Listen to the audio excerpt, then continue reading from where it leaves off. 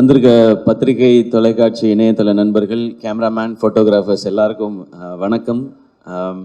இங்கே உட்காந்துருக்க தாய் கிழவி டீம் எல்லாருக்கும் வணக்கம். மற்ற ஃபங்க்ஷன்லலாம் வந்து நம்ம அடுத்து பேச போகிறோம் போது நம்ம என்ன பேசணும், இது பேசணும், நேரம் வேற குறைவாக இருக்கு, இது ஓடிட்டுருக்கோம். இந்த ஃபங்க்ஷனில் மட்டும் ஆரம்பத்துலேருந்தே எனக்கு முன்னாடி ராதிகா மேம் பேசுகிறதுனால அவங்க என்ன பேச போகிறாங்களோ, அதில் என்னெல்லாம் இருக்குமோ, இதில் என்னெல்லாம் வருமோ, ஹெட்லைன்ஸான்ற ஒரு பதட்டத்திலே பார்த்துட்டு, அதனால நான் என்ன பேசணுங்கிறதே யோசிக்கவே நான் மறந்துட்டேன். தாய்க்கிழவி வெற்றி கொண்டாட்டம். முதல்ல இந்த படத்துக்கு இவ்வளவு பெரிய வரவேற்பும் வெற்றியும் கொடுத்த தமிழக மக்கள் எல்லாருக்கும் எங்களுடைய மனமார்ந்த நன்றிகள். இதை வந்து உங்களுடைய ஃபேமிலியில் சம்பந்தப்பட்ட ஒருத்தருடைய கதையாக நீங்கள் கொண்டாட ஆரம்பித்ததும், அதை பற்றி வெளியில் வந்த ஒரு பாசிட்டிவ் வேர்ட் ஆஃப் மவுத்தும், அதுதான் இந்த படத்தை இவ்வளோ பெருசாக ரீச் ஆகியிருக்கு. பட் அவங்கள்ட்ட கொண்டு போய் சேர்த்தது ப்ரெஷ் ஷோ.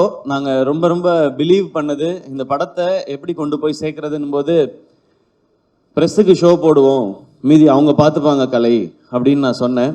அதனால தான் ப்ரெஷ் ஷோ வந்து ஃபேமிலி ஷோவாக ஏற்பாடு பண்ணோம். அங்கே நான் வந்து சிவா சொன்ன மாதிரி ஃபீட்பேக் பார்க்க போனது, இங்கே இவங்க என்ஜாய் பண்ணிட்டாங்கன்னா இதுதான் தமிழ்நாடு ஃபுல்லாக நடக்க போகுது அப்படின்றது தான் அன்னைக்கு நான் பார்க்கறதுக்காக நான் துடிச்சிட்டே இருந்தது. அன்னைக்கு நீங்கள்லாம் கொடுத்த வரவேற்பும், நீங்கள் அதுக்கப்புறம் இதை பற்றி எழுதின விதமும், அது வந்து மக்கள்கிட்ட கொண்டு போய் சேர்த்துச்சு. மக்கள் இப்போ அந்த படத்தை எடுத்துக்கிட்டாங்க. இங்கே நாங்கள் படத்தோட வெற்றியை நாங்கள் கொண்டாடிட்டு இருக்கோம். ஸோ பத்திரிகை, தொலைக்காட்சி, இணையதள நண்பர்கள் எல்லாருக்கும் எங்களுடைய மனமார்ந்த நன்றிகள் நீங்கள் கொடுத்த இந்த சப்போர்ட்டுக்கு. இந்த படம் வந்து ஆரம்பிக்கும் போது சிவகுமார் கதை சொல்லும் பொழுது நான் நல்லா சிரித்தேன், என்ஜாய் பண்ணேன். ஆனால் இந்த படத்தில் வந்து எனக்கு டக்குன்னு மனசில் ஒட்டின இடம் வந்து, ராதிகா மேம்கிட்ட கேட்பாங்க பசங்க எல்லாமே, வாரம் பாலசரவணன் கேட்பார், வாரம் ஞாயிற்றுக்கிழமை மதுரைக்கு போனியே, எங்கே தான் ஆத்தா போனேன் அப்படின் போது எனக்கு ஒரு கியூரியாசிட்டி, என்ன பண்ணியிருப்பாங்க அங்கே போய் ஏதாவது பணம் சம்பாரிச்சிருப்பாங்களா, ஏதாவது வேலை ஏதாவது பார்த்துருப்பாங்களா, தொழில் இல்லை அங்கே ஏதாவது காசு கிடச்சிருக்குமா, என்னென்னமோ யோசிச்சு பார்த்தேன். அவர் ஓப்பன் பண்ண விதம் வந்து, அவங்க அழகாக பொறிக்கடலை சாப்பிட்டுட்டு ஜாலியாக வராங்கன்னாரு. அந்த இடத்துல இருந்து எனக்கு மைண்ட் ஒரு மாதிரி ஆயிடுச்சு. ஏன்னா எல்லாரும் ஓடிக்கிட்டே தான் இருக்கோம், நமக்குன்னு நம்ம வாழ்க்கையில் 5 நிமிஷமாவது ஸ்பெண்ட் பண்ணுறோமான்றத அந்த இடத்துல ஆரம்பிச்சாரு சிவா.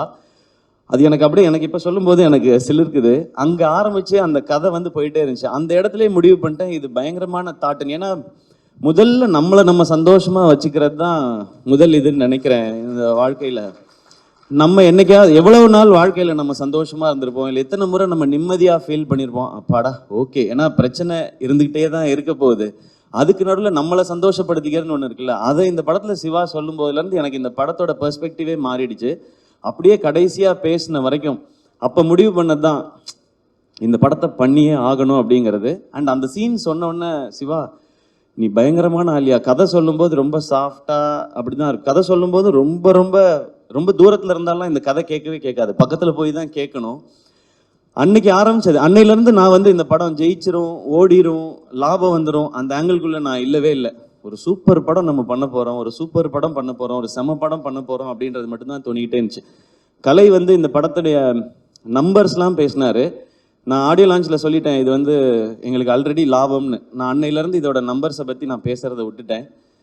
நான் என்னெல்லாம் ரசித்தேனோ அது எல்லாத்தையும் ஆடியன்ஸ் அதே இடத்துல கை தட்டும் போதும், அதே இடத்துல விசில் அடிக்கும் போதும், அதே இடத்துல அவங்க கண் கலங்கும் போதும் எனக்கு ரொம்ப ரொம்ப சந்தோஷமாகவும் திருப்தியாகவும் இருந்தது சிவா. அந்த டைம்லலாம் நான் யோசிச்சது என்னென்னா, நம்ம ஒரு பயங்கரமான தயாரிப்பாளர், நம்ம ஒரு பயங்கரமான நடிகர்லாம் இல்லவே இல்லை, நம்ம ஒரு நல்ல ரசிகன் அப்படின்றது எனக்கு தோணுச்சு. ஏன்னா இந்த சினிமாவும் படங்கள் பண்ணிக்கிட்டே இருக்கும்போது விமர்சனங்கள்லாம் சில இது வந்துகிட்டே இருக்கும்போது நம்மளை அது குழப்பி விட்டுரும். எனக்கு அது நடந்திருக்காது. அப்போ குழப்பும் போது நம்மளுக்குள்ளே இருக்க ஏன்னா எனக்குள்ளே இருந்த ரசிகன் தான் என்னை இந்த சினிமாவுக்கு கூட்டிகிட்டு வந்திருக்கான். வேற யார் கூட்டிகிட்டு வருவான்? அந்த ரசிகன் தான் அவன் கரெக்டாக இருக்கானா, அவன் அலைவாக இருக்கானான்றதுல எனக்கு ஒரு குழப்பம் இருந்துகிட்டே இருந்துச்சு. அந்த குழப்பத்தை மொத்தமாக தீர்த்தது இந்த தாய் கிழவியும் சிவகுமார் முருகேசனும் தான். எப்போவுமே நல்ல ரசிகனாக இருக்கணும்னு நினைக்கிறேன். அது இந்த படம் ஆரம்பத்துலேருந்து எனக்கு கிடைச்சிட்டு இருக்கு. இந்த கதையை நிஜமாக்கிய அதுக்கப்புறம் சுதன் வந்தார், பேஷன் ஸ்டுடியோஸ். அவர் வந்து ஒரு 4850 படம் ப்ரொடியூஸ் பண்ணிட்டு இருக்காரு.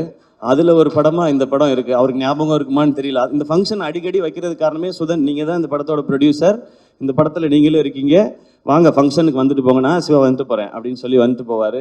காலையில் ஒரு பூஜை போடுவார், சாயங்காலம் ஒரு சக்ஸஸ் மீட் போவார், அந்த மாதிரி இருக்கார். ஸோ சுதன் உள்ளே வந்தோடனே அவரும் பயங்கர எக்ஸைட் ஆகிட்டார் இந்த படத்தை பற்றி. சுதன்கிட்ட சொன்னேன், சுதன் ஜாலியாக இருங்க, இந்த படம் எனக்கு ரொம்ப ஸ்பெஷல். நான் சிவா கார்த்திக் வேணுகோபால்கிட்ட சொல்லிட்டு இருந்தேன், இந்த படம் எனக்கு ஒரு குழந்தை மாதிரி, இதை நான் அப்படி பார்த்துப்பேன்னு. அப்படி தான் நான் பார்த்துக்கிட்டு இருக்கேன் இப்போ வரைக்கும். ஸோ என் குழந்தை எனக்கு என்ன காசு கொடுத்துச்சுன்னு நான் பார்க்க மாட்டேன். அது சிரிச்சா என் கண்ணில் தண்ணி வரும், அது நடந்தால் எனக்கு தண்ணி வரும். அந்த மாதிரி தான் நீங்கள் பேசும்போதெல்லாம் இருக்குது சிவா. எனக்கு இப்போ பயங்கர எமோஷனல் ஆக்கிட்டீங்க, நான் பயங்கர கண்ட்ரோல் பண்ணிட்டு உட்காந்தேன். ஸோ சுதன் உள்ள வந்து அவரும் எக்ஸைட்டடாக நான் இது பார்த்துக்குறோம் அப்படின்னு சொன்னோம். அப்புறம் இந்த டீம் வந்தாங்க, அவங்க எல்லாரும் ஆல்ரெடி செட் ஆயிருக்கு. ஸோ எல்லாருக்கும் ரொம்ப ரொம்ப நன்றி. உங்களுடைய உழைப்பு ரொம்ப ரொம்ப அபரிமிதமானது. இல்லைன்னா நினச்ச இந்த பட்ஜெட்டில் இந்த சைஸில் இந்த படத்தை பண்ணியிருக்க முடியாது. ஹேட்ஸ் ஆஃப் உங்கள் எல்லாருக்குமே, பயங்கரமாக பண்ணிட்டீங்க, டீமில் இருக்க டெக்னீஷியன்ஸ் எல்லாமே.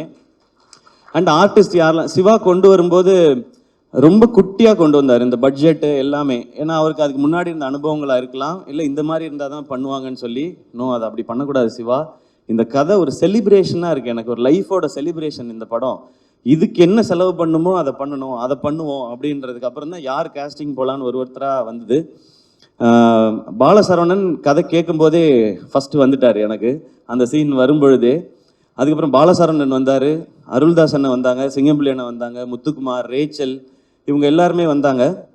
கடைசியாக தான் வந்தார் விநாயக் மகாதேவ்ன்ற மாதிரி. நான் லாஸ்ட்டாக கேட்டேன், இந்த பாட்டி கேரக்டர் யார் பண்ண போகிறாங்க, கிழவி கேரக்டர் வந்து ராதிகா மேம் அப்படின்னு சொன்னாங்க. நான் ஏற்கனவே சொல்லியிருக்கேன், ராதிகா மேம் அந்த ரோலில் அந்த லுக்கில் பார்த்த பிறகு எனக்கு இன்னும் பயங்கர ஜாலியாகிடுச்சு. இன்னைக்கு தேட்டரில் பார்க்குற ஃபீல் எனக்கு அங்கே வர ஆரம்பிச்சிடுச்சு.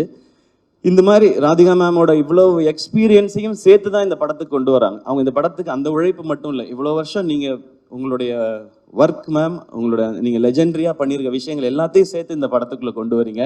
அந்த மாதிரி தான் ஒவ்வொருத்தரும் அவங்களுடைய வலியையும் வேதனையும் இந்த இண்டஸ்ட்ரிக்குள்ளே இருந்த போராட்டத்தையும் சேர்த்து இதுக்குள்ளே ஒரு கேரக்டராக கொண்டு வந்தாங்க. எனக்கு இந்த படத்தில் ஹீரோ இல்லைன்னுலாம் எனக்கு தோணுனதே இல்லை. இந்த படத்தில் அவ்வளவு ஸ்டார்ஸ் இருந்தாங்க. கமல் சார் அன்னைக்கு சொன்னது இன்னைக்கு நிஜமாயிருக்கு. இந்த படத்தில் இவ்வளவு நட்சத்திரங்களை நீங்கள் உருவாக்கியிருக்கீங்கன்னு சொன்னாங்க. அவ்வளோ நட்சத்திரங்களும் இதுக்குள்ளே இருந்திருக்கிறாங்க. ஸோ நீங்கள் எல்லாரும் சேர்ந்து இதை வந்து ரொம்ப ஒரு ஸ்பெஷல் ஃபிலிமாக ஆக்கிட்டீங்கன்றது எனக்கு ரொம்ப சந்தோஷம். ஜார்ஜ் மரியான் அண்ணன், முத்துக்குமார் அண்ணன் எல்லாருமே, சாரி நான் பேர் சொல்லாமல் விட்டுறக்கூடாது. அப்புறம் நம்மளுடைய மியூசிக் டைரக்டர் நிவாஸ் பிரசன்னா, எப்போ ஹீரோவாக போகிறீங்கன்னு கேட்டவுடனே கூலிங் கிளாஸ் போட்டு உட்காந்துட்டாப்புல, மிஸ்கின் சார் மாதிரி வேற எங்கேயோ பார்த்துக்கிட்டே இருக்காப்புல. அவர் ஹீரோ ஆக போறீங்களான்னா இல்லைன்னு சொல்ல, இப்போதைக்கு இல்லைன்னு தான் சொல்லியிருக்கிறாரு. ஸோ சீக்கிரத்தில் ஹீரோ ஆகிடுவாருன்னு நினைக்கிறேன். அதுக்கு நீங்கள் மியூசிக் பண்ணுவீங்களா இல்லையா? சரி, அப்புறமா யார் ஹீரோயின்னு சொல்லுங்கள் படத்துக்கு. ஓகே, தேங்க்யூ நிவாஸ், ஒரு அமேசிங்கான ஒர்க். லிரிசிஸ் எல்லாருக்கும் ரொம்ப ரொம்ப நன்றி. இந்த படம் நிறைய பிளெஸ்ஸிங்ஸ் கொடுத்துருக்கு. நான் அதை தான் இங்கே ஷேர் பண்ணணும்னு நினைக்கிறேன். ஏன்னா நிறைய வீடியோஸ் பார்க்குறேன், நிறைய மெசேஜஸ் பார்க்குறேன். நீங்கள் வந்து எங்களுக்குள்ள ஒரு பெரிய ஒரு எம்பவர் பண்ணியிருக்கீங்கன்னு சொல்கிறாங்க. ஸோ பெரிய ரெஸ்பான்சிபிலிட்டியாக பார்க்குறேன். உங்கள் எல்லாருக்கும் ரொம்ப ரொம்ப நன்றி. அதை தான் இந்த டீம் அச்சீவ் பண்ணியிருக்கோன்னு நினைக்கிறேன். இதில் ரொம்ப ரொம்ப முக்கியமாக நான் 2 பாயிண்ட் மட்டும் சொல்லணும்னு நினைக்கிறேன். இந்த படம் என் வாழ்க்கையில் நிறையா பேரை இதை ஞாபகப்படுத்தினதுக்காக பண்ணப்பட்ட படம் தான். ஃபஸ்ட்டு என் அம்மா, 17 வயசில் எல்லாருக்கும் ஏற்கனவே சொன்னதான், இன்னொரு முறை சொல்லணும்னு நினைக்கிறேன். அப்பா இறந்த பிறகு அவங்களுக்கு தெரிஞ்ச வகையில் அந்த குடும்பத்துக்குள்ளே இருக்க காசெல்லாம் பத்திரப்படுத்தி சேர்த்து வச்சு படிக்க வச்சு, என்னையும் அக்காவையும் படிக்க வச்சு கல்யாணம் பண்ணி வச்சு பண்ணாங்க. அவங்க எனக்கு இந்த பவுனுத்தாய் தெரிஞ்சாங்க, அம்மா தெரிஞ்சாங்க இதில். அதுக்கப்புறம் அக்கா 2 குழந்தை பெற்ற பிறகு வந்து இங்கே எம்எம்சியில் எம்டி படித்து கோல்டு மெடலிஸ்ட் ஆகி பேஷனை எப்போ வேணாலும் தொடரலாம்னு நினச்சேன். எங்கள் அக்கா எனக்கு ஒரு பவுனுத்தாயாக தெரிஞ்சாங்க இதில். அவங்களுக்காக பண்ணணும்னு நினச்சேன். மிக மிக முக்கியமானது அந்த கடைசி டயலாக் மேம் பேசுகிறது, படைக்க காக்க அழிக்கன்னு ஆம்பளைங்களை மட்டும் கும்பிட சொன்னவன் படிப்புக்கும் பணத்துக்கும் பொம்பளையை தாண்டி காட்டி கும்பிட சொல்லியிருக்கான் அப்படின்னு சொன்னாங்க இல்லையா? அந்த டைலாகை நான் முன்னாடியே உணர்ந்துட்டேன்னு நினைக்கிறேன். எனக்கு கல்யாணம் நாள்லேருந்து என் வீட்டோட வரவு செலவு எல்லாத்தையும் பார்க்குறது ஆர்த்தி தான். எனக்கு தெரியாது என் அக்கௌண்ட்டில் என்ன பணம் இருக்குது தெரியாது. ஊருக்கு போகணும் ஏதாவதுன்னா, ஆர்த்தி ஊருக்கு போகிறதா இருக்கேன், டிக்கெட் மட்டும் காசு கொடுத்துட்றியா அப்படின்னு கேட்பேன். இப்போயும் அதை நான் ரொம்ப பெருமையாக சந்தோஷமாக வாங்கிக்கிறேன். அவங்க தான் பார்த்துக்கிறாங்க. அவங்க பார்க்கலன்னா என்னால் ப்ரொடக்ஷன்லாம் பண்ணியிருக்க முடியாது. ஸோ ஆர்த்தி, அவங்க எனக்கு ஒரு பவுன் தாயாக தான் தெரிஞ்சாங்க. இந்த மாதிரி ஒவ்வொரு வீடுகள்லையும் அவங்களுக்கு சின்ன சம்பளமாக இருந்தாலும் கொஞ்சம் காசாக இருந்தாலும் அதை அங்கங்கே சேமித்து வச்சோ இல்லை குழந்தைங்களை பார்த்துக்கிட்டோ இப்படி வீட்டில் இருக்கிற ஒவ்வொரு அம்மாக்களுக்கும் அக்காக்களுக்கும் தங்கச்சிகளுக்கும் சகோதரிகளுக்கும் இவங்க எல்லாருக்குமான ட்ரிபியூட்டும் சமர்ப்பணம் தான் இந்த தாய்க்கிழவி படமும் இந்த வெற்றியும். இதை இந்த படத்தின் மூலமாக செய்ய முடிஞ்சது எனக்கு சந்தோஷம்.